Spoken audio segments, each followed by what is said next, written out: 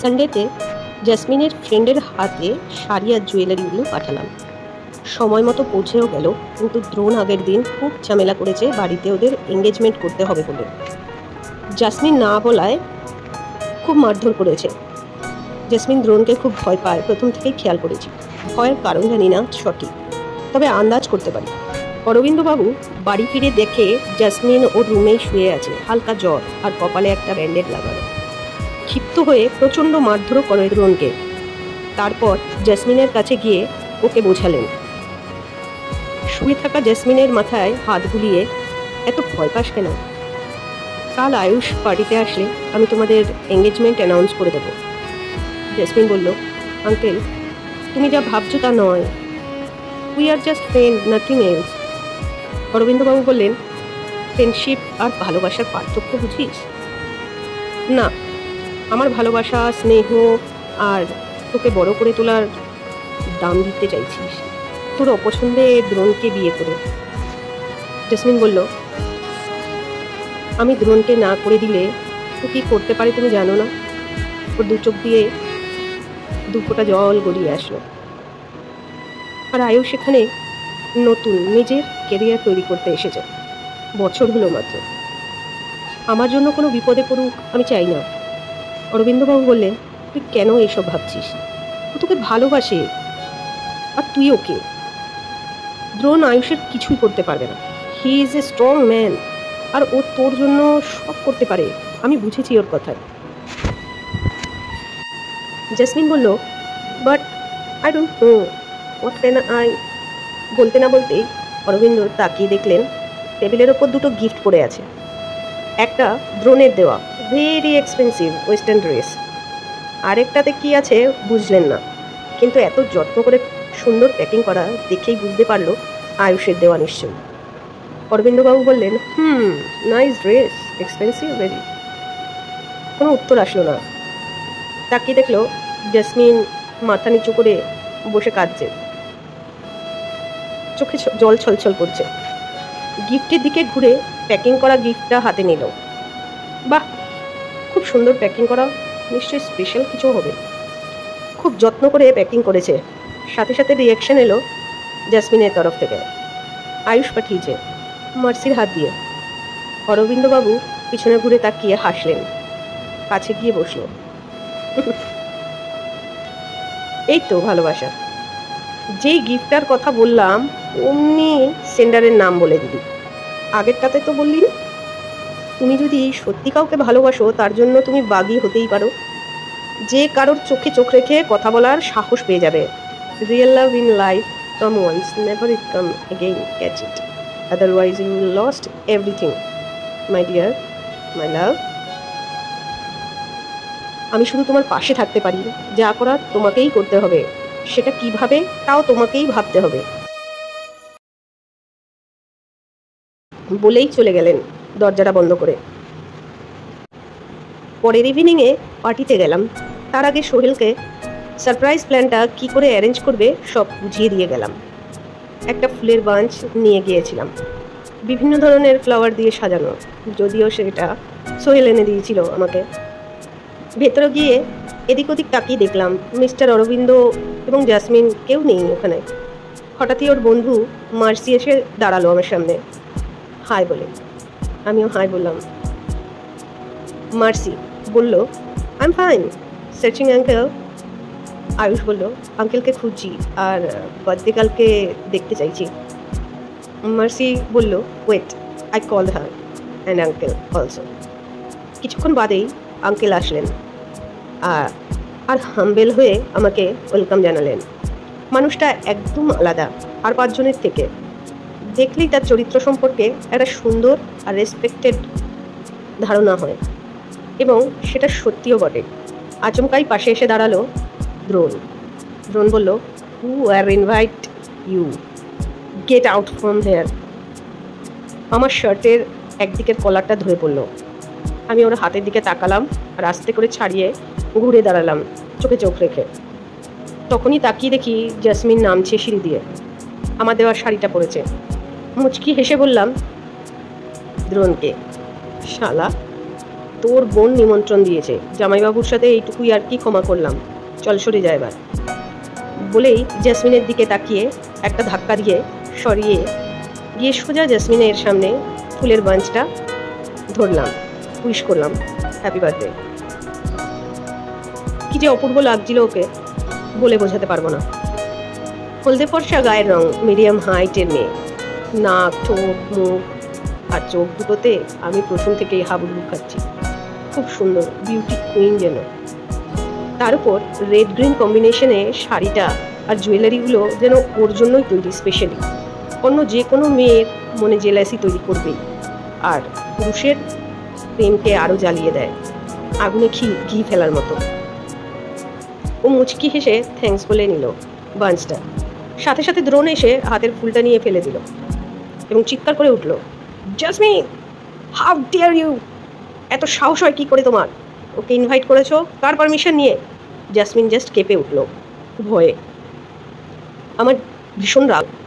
অরবিন্দবাবু বললেন, আমার পারমিশন নিয়ে ও এসেছে এখানে, আর আমি তোর বাবা, মনে আছে নাকি? এখন আমিও তোমার পারমিশন নেব যে কোনো কাজ করতে। দ্রোণ বলল, ড্যাড, আমাদের মাঝে কথা বলবে না তুমি। আজ ওকে এমন শিক্ষা দেব অন্য পুরুষের দিকে তাকাতেও ভয় পাবে, বাট তার আগে এই জঞ্জাল বার করে তবেই ছাড়বো। এবার একটু হেসে ব্যঙ্গ করে দ্রোণের দিকে তাকিয়ে বললাম, আসলে অন্য কারোর কথা বলে সম্মান নষ্ট করার কি দরকার? জামাইবাবু আর শালার কথা হচ্ছে মিষ্টি মধুর কথা তো হবেই, বাকিরা কানে আঙুল দিয়ে থাকুক। দ্রোণ বলল, এই শালা কাকে বললি রে? কাকে শালা বলছিস? আয়ুষ বলল, তোকে। দ্রোণ প্রচণ্ড রেগে গেল। আমি ওকে আরও হাওয়া দিচ্ছিলাম, নিজে না রেগে। আচ্ছা চল, একটা বেট হয়ে যাক। আজ তোর সামনে দিয়ে হেঁটে ও আমার সাথে বেরিয়ে যাবে এই বাড়ি থেকে, তুই কিচ্ছু করতে পারবি না।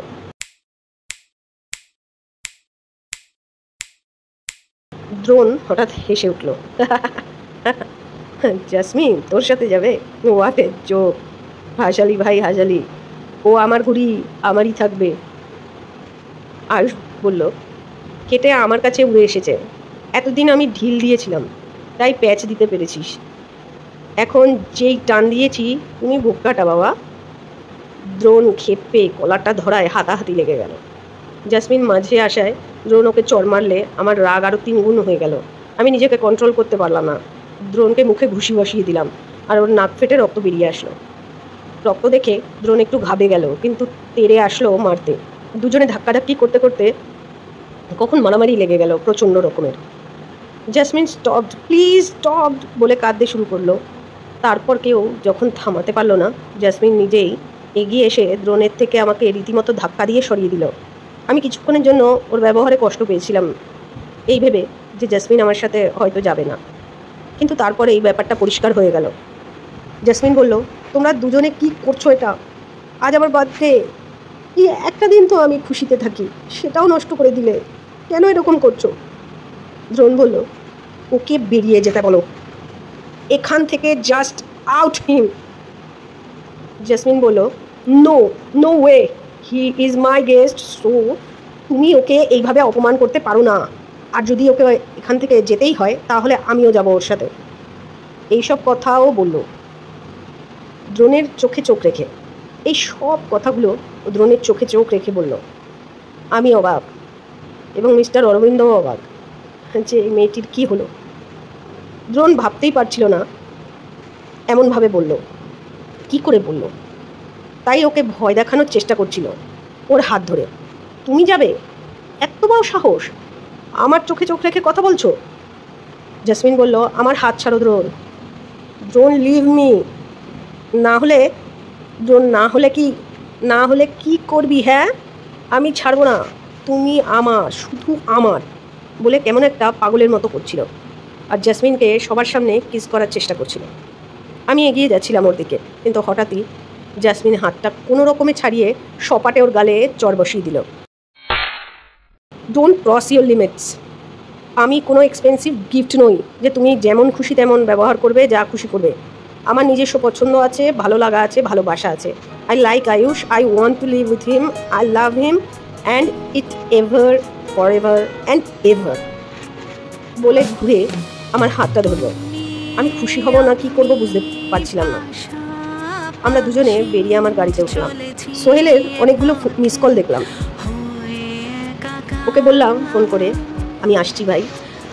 রাস্তায় জাসমিন একটাও কথা বললো না আমার সাথে। গাড়ির জানালার বাইরে তাকিয়েছিল। সুন্দর চোখ দুটো দিয়ে যেন নদী বয়ে যাচ্ছে তখন। আমি মনে মনে ভাবলাম, এরপর থেকে তুমি শুধু খুশি থাকবে, কোনো যন্ত্রণাকে তোমার কাছে ঘেঁষতে দেবো না। And time starts now. এসে দাঁড়ালাম গন্তব্যস্থলে। গাড়ি খারাপ হওয়ার একটা ঝুটমুট নাটক করলাম। চেক করার নাম করে বেরিয়ে ইঞ্জিনটা খুলে কাচ আড়াল করলাম।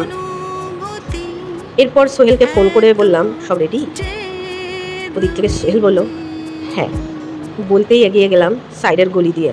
আমি জানতাম জাসমিনের রাস্তা নিয়ে কোনো কনফিউশন হবে না, কারণ ওখানে একটাই গলি। যা ভাবলাম তাই হলো। ও গাড়ি থেকে নেমে আমাকে না দেখতে পেয়ে এদিক ওদিক ঘুরে দেখলো চারিদিক কেমন নিস্তব্ধ। জাসমিন বলল, Ayush Ayush Ayush are you there? একটু ঘাবড়ে ছিল। আমি পেছন থেকে ওকে দেখতে পাচ্ছি।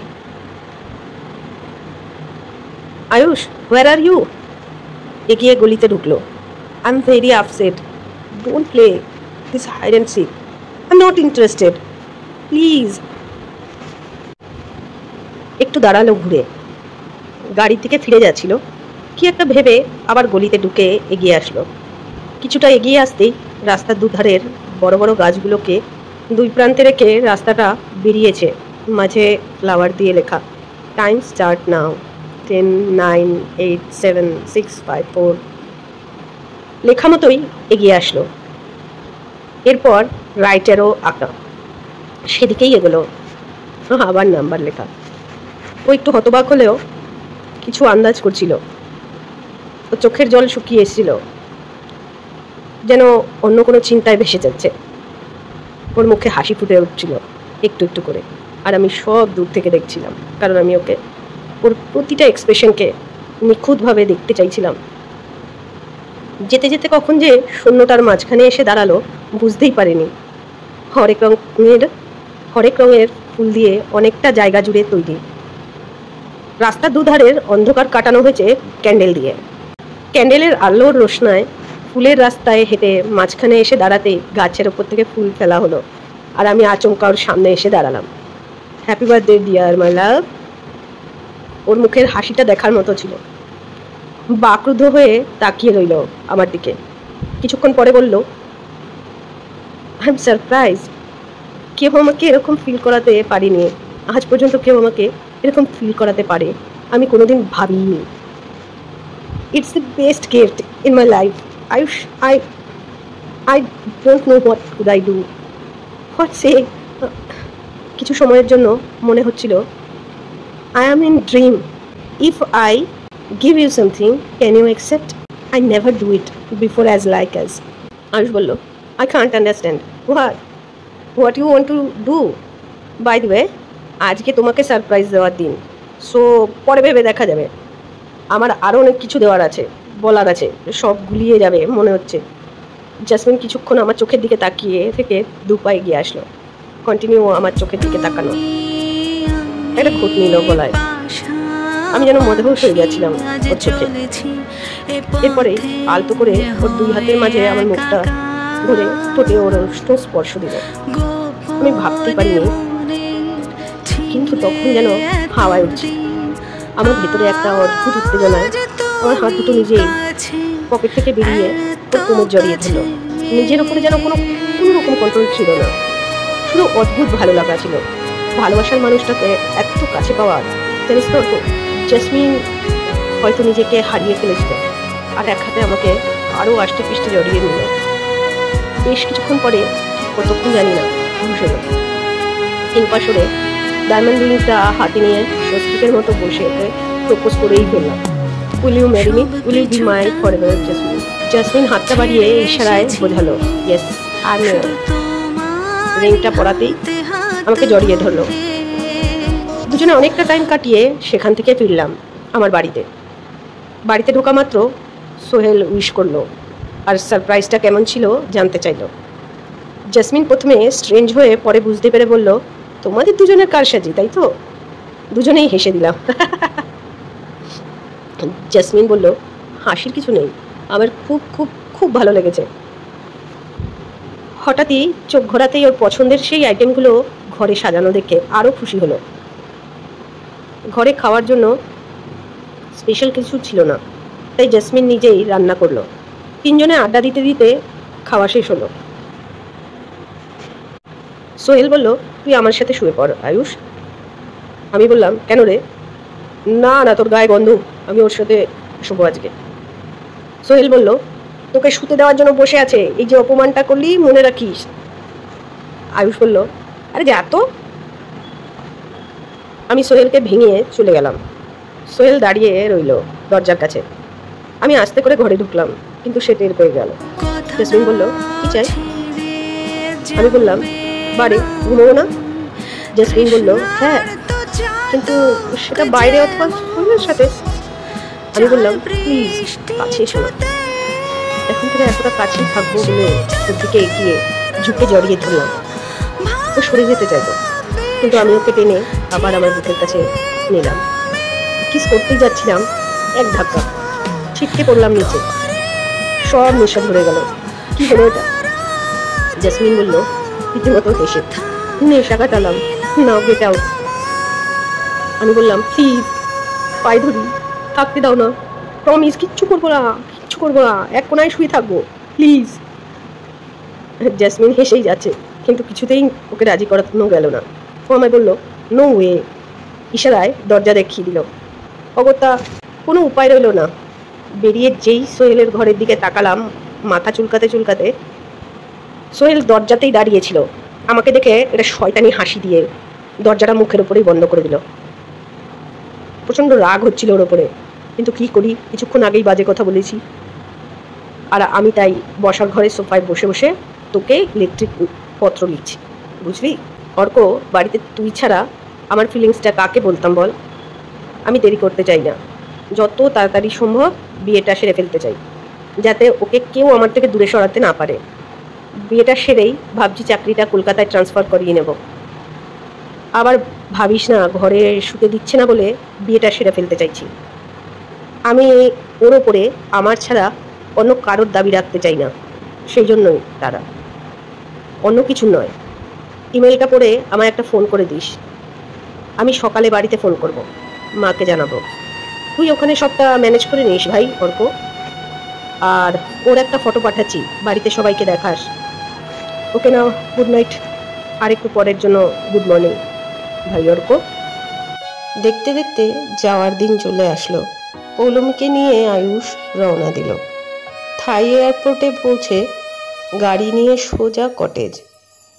রাস্তায় দুজনের বিশেষ কিছু কথা হলোই না। বাড়ি ঢুকতেই সোহেল আর সার্ভেন্ট মঞ্জিত দুজনে নতুন বউ আসার পরের গৃহপ্রবেশের সব কিছু রেডি করেই রেখেছিল। দরজা খুলতেই ওই সব দেখে আয়ুষ বিরক্ত হলো, আর পৌলমী সারপ্রাইজড। আয়ুষ বলে উঠল, এসব কি হচ্ছে সোহেল? সোহেল বলল, কি আবার, দেখছিস না নতুন বউকে সম্মান জানানো হচ্ছে।